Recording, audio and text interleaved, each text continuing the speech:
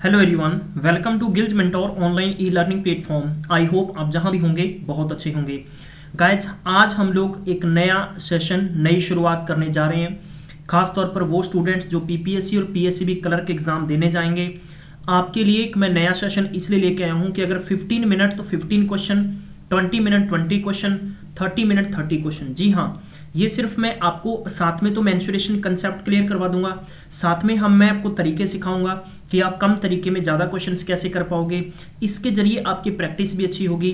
तो इस सेशन में बहुत ही खूबसूरत और बहुत ही मजेदार क्वेश्चंस करेंगे। जी हाँ, जैसा आप सबको पता है कि गिल्ज मेंटोर आप तक सरकारी नौकरी की सबसे पहले और स्टिक इन्फॉर्मेशन लेके आता है। आप चाहते हैं कि आप तक इसी प्रकार से सरकारी नौकरी की सबसे पहले और स्टिक इन्फॉर्मेशन अपडेट होती रहे, तो इसके लिए चैनल को जरूर सब्सक्राइब करिएगा। सब्सक्राइब करने के साथ में बेल आइकन को प्रेस करना नहीं भूलना है।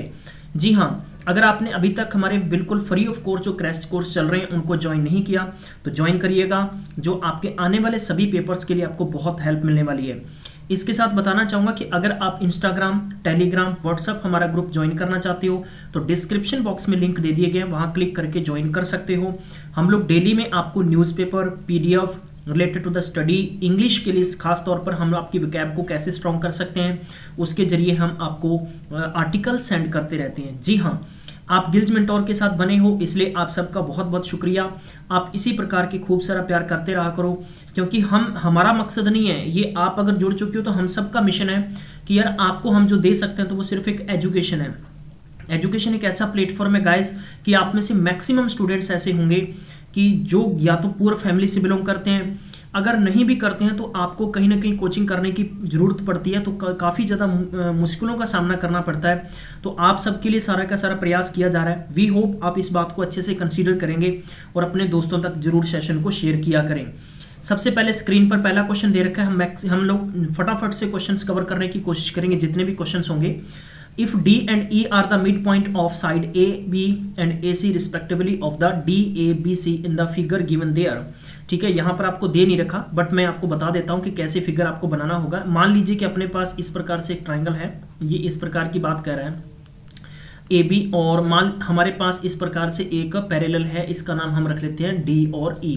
जी हाँ, और इसको सारे पार्ट को हम लोग क्या बना लेते हैं, शेडेड पार्ट कर देते हैं। जी हाँ, ये पर्टिकुलर बात ये करते हैं कि अगर मैं आपकी इस क्वेश्चन में ये समझाने की कोशिश ये करूं तो हमारे पास देखो एक देखने के अंदर जो बी, सी, डी और ई है एक ट्रेपेजियम बन चुका है। जी हाँ, इसने पूछा है कि shaded region of the triangle is what % of whole triangle region, यानी कंप्लीट जो ट्राइंगल है उसके कितने प्रतिशत का शेडेड पार्ट का एरिया, यहां पर जो कितने % इसका शेडेड पार्ट एरिया ले रहा है। जी हाँ, अगर मैं इस पर्टिकुलर क्वेश्चन की बात करूं तो सबसे पहले हमें यह समझना होगा कि DE के पैरेलल क्या है, BC है। जी हाँ, क्या है, BC है।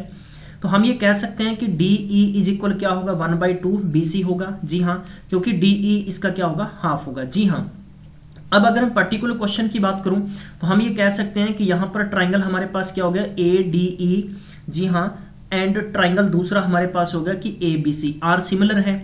जी हाँ, तो सिमिलर है तो हम ये कह सकते हैं कि ट्राइंगल इसमें D इज इक्वल ट्राइंगल क्या होगा हमारे पास E, और दूसरी तरफ एंड हमें ये कह सकता हूं कि triangle B is equal triangle C क्या है, इक्वल होंगे।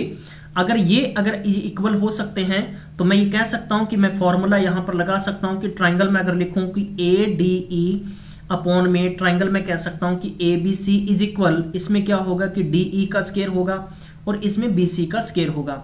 अगर स्क्वायर होगा तो ये क्या होगा, 1/4 होगा। जी हाँ, एज यूजुअल आप क्वेश्चन में समझ चुके होंगे 1/4 हिस्सा होगा। अगर 1/4 होगा तो मैं अगर एरिया पर्टिकुलर बात करूंगा कि अगर मैं एरिया निकालूं किसका, ट्रेपेजियम का। ट्रेपेजियम मेरे पास क्या है कि DB और CE ट्रेपेजियम है। इसमें अगर एरिया निकालेंगे तो हमारे पास ट्राइंगल हो गया कि ADC एंड सेकंड हो गया कि माइनस ट्राइंगल ADE। एरिया निकालेंगे तो हमारे पास क्या हो गया, 4 ADC माइनस क्या करेंगे हमारे पास कि ADE, अगर माइनस करेंगे तो हमारे पास क्या बचेगा कि DBE। जी हाँ, तो अगर ये 3 बच गया तो मैं ये कह सकता हूं कि 3/4 इंटू 100 कितना % होगा, तो कितना 25 से कट करेंगे, 25 या 75%, तो ये ऑप्शन नंबर C होगा। मैं आपको इसी प्रकार से क्वेश्चन से रिपीट करवाऊंगा। अगर आप में से किसी की स्पीड कम है समझने के लिए तो आप सेकेंड टाइम जरूर अवश्य देख लिया करो। जी हाँ, अगला क्वेश्चन लेते हैं।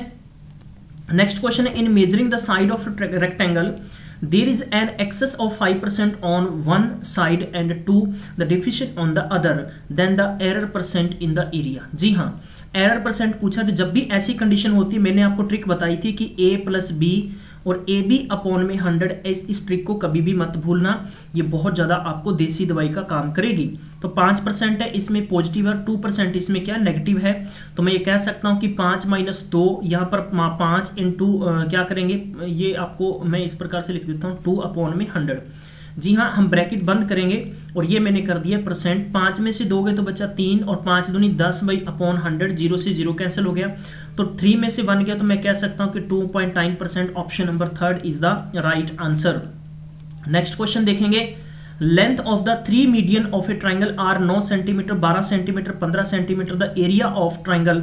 हमारे पास इस प्रकार से एक ट्राइंगल है गाइस, आपको पर्टिकुलर क्वेश्चन को समझना होगा कि ए बी एंड सी है, इसके अंदर पहला मीडियन हो गया मेरे पास AD, दूसरा हो गया मेरे पास BE और तीसरा अपने पास हो गया कि C और F। आप में से अगर कोई नया स्टूडेंट है जिसने बेसिक्स के लेवल के सेक्शन नहीं देखे तो प्लीज जरूर देखिएगा। मैंने अभी तक आपको क्वाड्रिलेटरल के सेक्शंस बेसिक्स लेवल से नहीं बताए हैं, 3D ने मैंने नहीं बताया है, वो मैं आगे रिपीट करूंगा, क्योंकि इसी बीच में मैंने आपकी सीरीज शुरू की है अल्टरनेटिव, ताकि हमें उम्मीद है कि फरवरी के अंदर आपका PSCB क्लर्क एग्जाम होने की पूरी संभावना है, इसलिए मैं आपको रिपीट करवाने के लिए सेशन शुरू कर चुका हूं। जी हाँ, मैं ये कह सकता हूं कि BE मेरे पास 9 सेंटीमीटर है, दूसरा AD की बात करें तो मेरे पास 12 सेंटीमीटर, और तीसरी तरफ अगर मैं बात करूं कि CF, जी हाँ, ये CF की बात करें तो ये 15 सेंटीमीटर है। अब यानी पर्टिकुलर सबसे पहले हमें ट्राइंगल का एरिया निकालना है। तो गाइज ऐसी स्थिति के अंदर आपको क्वेश्चन को समझना होगा। सबसे पहले तो आपको मालूम होगा कि A और D की जहां तक बात करते हैं तो इसका कंप्लीट रेशियो होता है 2:1 में। अगर मैं यहां तक बात करूं कि A और D, तो A और D के बीच में अगर मैं इस सेंटर पॉइंट को यानी मैं GO मान लेता हूं तो AO 2 होगा और OD कितना होगा, 1 होगा, और कंप्लीट की बात करूं तो कितना होगा, 3 होगा।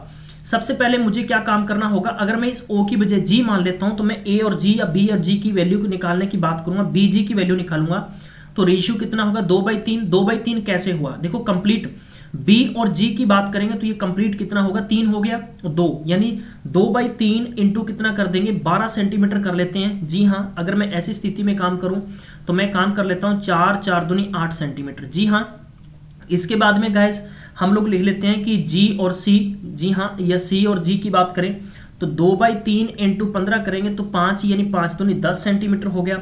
इसी प्रकार से हम AG की बात करेंगे तो कितना हमारे पास निकलेगा, 3 दूनी 6, तो मैं ये कह सकता हूं कि 6 सेंटीमीटर हो गया। अब यानी कंप्लीट हम ये कह सकते हैं कि हमारे पास लेंथ आ चुकी है। तो मैं अगर ट्राइंगल का एरिया निकालूंगा कि ABC की बात करें, ABG की बात करें, क्योंकि मैं एक पर्टिकुलर बात करूंगा कि AG और B की, तो मेरे पास इस प्रकार से इस ट्राइंगल का एरिया हो गया। देखो एक ये ट्राइंगल जितना मैं देखो जितना मैं इसको शेडेड करता हूं उस बात को समझिएगा। पहला हिस्सा जितना इसका एरिया होगा उतना ही नीचे एरिया होगा किसका, यानी B, G और C, इसको G लिखा है मैंने, और ये हो गया कि A, G और C उसका एरिया होगा, यानी 3 गुना एरिया कर देंगे हम। तो किसी भी ट्राइंगल का एरिया निकालने का फॉर्मूला होता है 1/2 बेस इंटू हाइट, तो बेस 6 ले लेते हैं, हाइट 8 ले लेते हैं। मैं इसको मल्टीप्लाई कर दूंगा, कितना हो गया, 3 और 8 की 24, 24 को मैं 3 से मल्टीप्लाई कर दूंगा तो 24 की 72, यानी ऑप्शन नंबर 2 बिल्कुल करेक्ट होगा। अब नेक्स्ट क्वेश्चन की बात करते हैं। अगर गाइस आपको ये थोड़ा सा क्वेश्चन समझ में नहीं आए तो प्लीज मुझे कमेंट में जरूर बताइएगा। हम कोशिश करेंगे कि आपको नेक्स्ट जो सेशन होगा उसको बहुत आसानी के साथ और भी हम लोग इसमें इंप्रूवमेंट करके आपको बता सकें।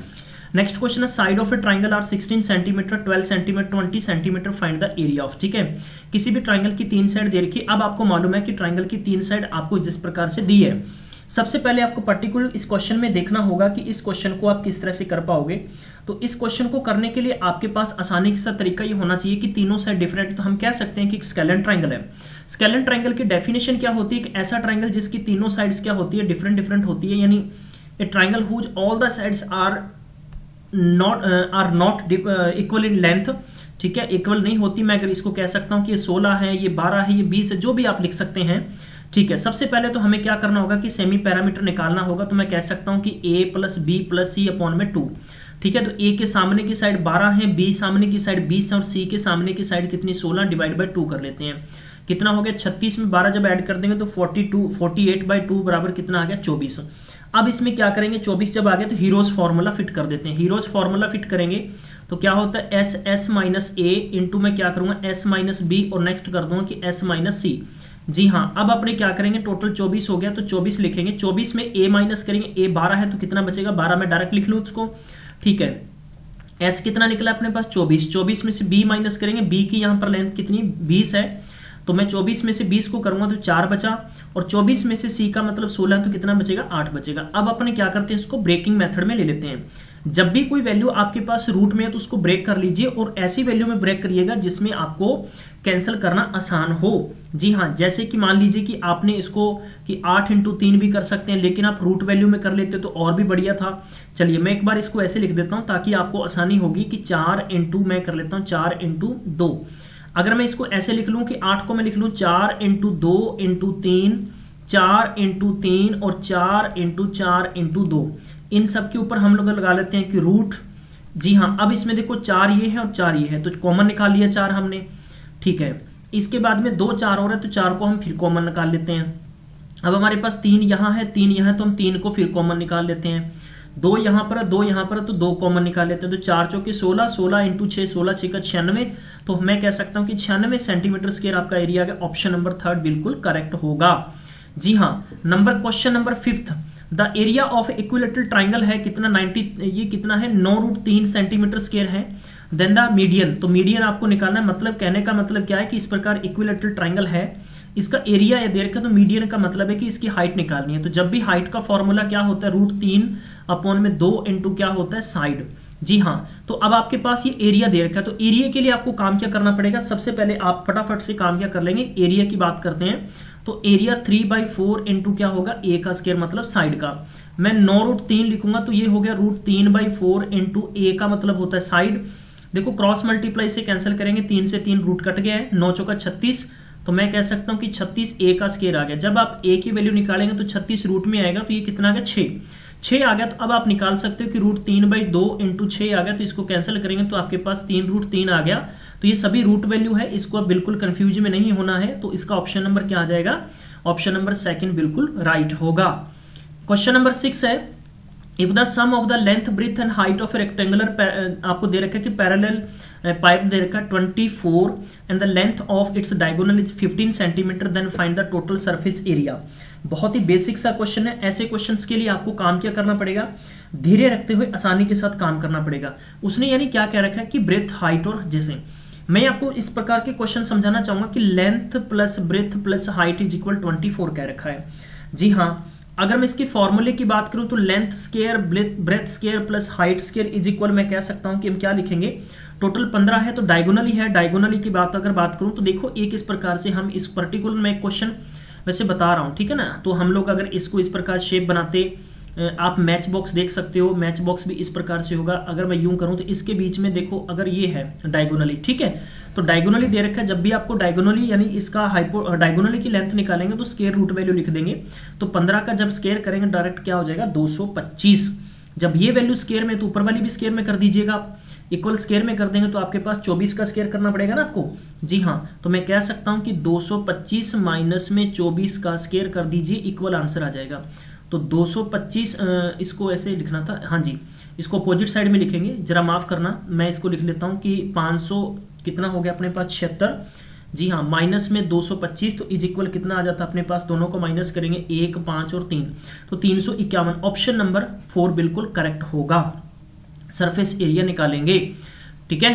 क्वेश्चन नंबर 7 है, the area of sector of a circle of a radius 5 centimetre है, formed by an arc of length 3.5 centimetre है। तो आपने बताना है सेक्टर का एरिया। इस पर्टिकुलर क्वेश्चन के अंदर बात करेंगे तो यहां पर क्या दे रखा है एल का मतलब क्या है, आपके पास आर्क लेंथ दे रखी है। आर्क की लेंथ कितनी है यहाँ पर, जी हाँ 5 सेंटीमीटर, आर्क लेंथ 3.5 है, 3.5 है आर्क की लेंथ। तो यहां पर रेडियस आपको कितनी दे रखी है, रेडियस दे रखी है 5 सेंटीमीटर। आपको ध्यान होगा कि जब भी आपको किसी भी लेंथ दे दीजिए और एरिया पूछा गया है तो एरिया का फॉर्मूला आप क्या लगेंगे 1/2 लेंथ इंटू क्या कर देंगे आर रेडियस। तो 1/2 और यहां पर 3.5 इंटू 5 कर देंगे। जी हाँ, तो आप ये कह सकते हैं कि दोनों को मल्टीप्लाई कर लीजिएगा। अगर आप 5 से मल्टीप्लाई करते हैं इसको 10 बना लो, दोनों क्वेश्चन इक्वल आ जाएंगे, या तो 2 से मल्टीप्लाई करके 10 बना लो। फिर भी अगर आप ऐसे करना चाहते हैं 5 5 25 और 5 3 15 और 2 17, 17 की डिवाइड में 2 कर लीजिए, कितना 8 दूनी 16 और आपके पास कितना हो गया 7 दूनी 14, 1 बच गया, 5 दूनी 10। तो ऐसे क्वेश्चंस भी आप निकाल सकते हो। तो ऑप्शन नंबर बी बिल्कुल करेक्ट होगा। मैंने आपको पर्टिकुलर क्वेश्चंस के अंदर बड़े मजे से समझाने की कोशिश कर रहा हूं। यहां मैंने क्या किया है, जी हां, आपको जब भी किसी भी सर्कल के अंदर इस प्रकार से निकालना है और रेडियस आपको दे रखी है और ये आर्क की लेंथ दे रखी है, जब भी आर्क की लेंथ दे रखी तो फॉर्मूला सेक्टर का निकल जाता है 1/2, यानी इस प्रकार से निकाल सकते हो। जी हां, तो ये आपको याद रखना है।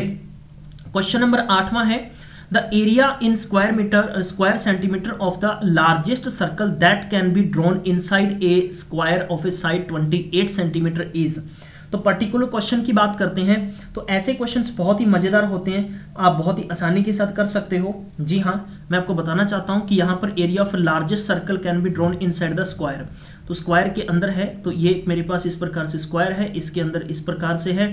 मैं कह सकता हूं कि A B C and D. जी हाँ, तो अब आपको समझना होगा। तो इसमें आपसे ये एरिया पूछा गया है, तो इस प्रकार से मैं क्वेश्चंस आपको करवा चुका हूं ना। जी हाँ, मैं आपको ऐसे क्वेश्चंस गाइस करवा चुका हूं। हमने ड्रॉ कर लिया। अब आपसे पूछा कि इनसाइड ऑफ स्क्वायर साइड, तो स्क्वायर की साइड यहां पर कितनी दे रखी है आपको 28 सेंटीमीटर। तो ऐसी स्थिति के अंदर आपको पर्टिकुलर क्वेश्चन को समझना होगा। मैंने आपको क्वेश्चन समझाया था कि अगर आपको रेडियस गिवन हो, रेडियस मान लो ए हो, तो आपसे क्या पूछा जाता है कि शेडेड पार्ट का एरिया, शेडेड पार्ट का एरिया निकालना है। तो 0.85 इंटू क्या कर देंगे आप, इसके साथ मल्टीप्लाई किसका कर देंगे, जी हाँ, रेडियस का कर देंगे। लेकिन यहां पर आपको साइड दे रखी है, तो आपको ऐसी स्थिति के अंदर कंफ्यूज बिल्कुल भी नहीं होना। तो आप लिख सकते हैं जब भी आपको साइड दे दी जाए और आपको शेडेड पार्ट का एरिया निकालना है, तो ऐसे क्वेश्चन आपको किसी बुक में देखने को नहीं मिलेंगे। तो आप ट्रिक नोट कर लीजिए, पाई आर स्क्वायर अपॉन में 4। जी हाँ, आप क्या लिखेंगे 1/4 लिखेंगे। पाई का मतलब कितना होता है 22/7 होता है, इंटू रेडियस कितनी आपके पास यहां पर क्या दे रखा है आपको। हाँ जी, पर्टिकुलर क्वेश्चन को समझना होगा हमें, थोड़ा सा ये डी लिखना होगा हमें, माफ करना जरा यार मुझे, ये डी लिखना, ठीक है। हाँ जी, डी का मतलब डायमीटर हो गया, क्योंकि अगर आप यहां से इस प्रकार लेंगे तो ये डायमीटर हो जाएगा। किसी भी स्क्वायर के कंप्लीट साइड को अगर कवर करेंगे, तो किसी भी स्क्वायर के कंप्लीट साइड को कवर करेंगे, यहां पर आपको पर्टिकुलर 28 सेंटीमीटर साइड दे रखा है। तो मैं यहां पर डायमीटर का स्क्वायर करूंगा, तो डायमीटर का मतलब मैं इसे कर लेता हूं। देखो 7 चौका 28, इससे मल्टीप्लाई कर देते हैं हम लोग। 22 को जब 28 से मल्टीप्लाई करेंगे, जी हाँ, 22 को 20 टाइम कर लो आप पहले, इसको 28 को 20 टाइम करेंगे तो 28 दूना 56, 560, 2 556 फिर ऐड कर दो, ठीक है। तो आप इस प्रकार से भी इसका आंसर निकाल सकते हो। तो मैं कह सकता हूं पर्टिकुलर क्वेश्चन की बात करें तो 20 टाइम करेंगे, 528 दूना 56, तो इसके बाद में 28 दूना 56 इसमें फिर से ऐड कर दो, तो कितना हो गया 16। तो आई मीन इसका आंसर हो गया ऑप्शन नंबर 4, यानी 616 सेंटीमीटर स्क्वायर इसका एरिया हो जाएगा। जी हाँ, अगला क्वेश्चन देख लेते हैं। If the circumference of a circle increase from 4p to 8p, what change occur in the area. जी हाँ, तो ऐसे पर्टिकुलर क्वेश्चन की बात करें तो बहुत आसानी के साथ करना है। ये मैं क्वेश्चन आपको दे रहा हूं, प्लीज इसका आंसर आप जरूर दीजिएगा। नेक्स्ट क्वेश्चन आज की सीरीज का अंतिम क्वेश्चन है, द एरिया। अब आपसे क्या पूछा है, आपसे आपने करना है कुछ लोग, ये देखो अगर मैं पर्टिकुलर बात करूं तो इस प्रकार से, ये अगर रेडियस बेस पर दे दी जाए तो ऐसे करेंगे।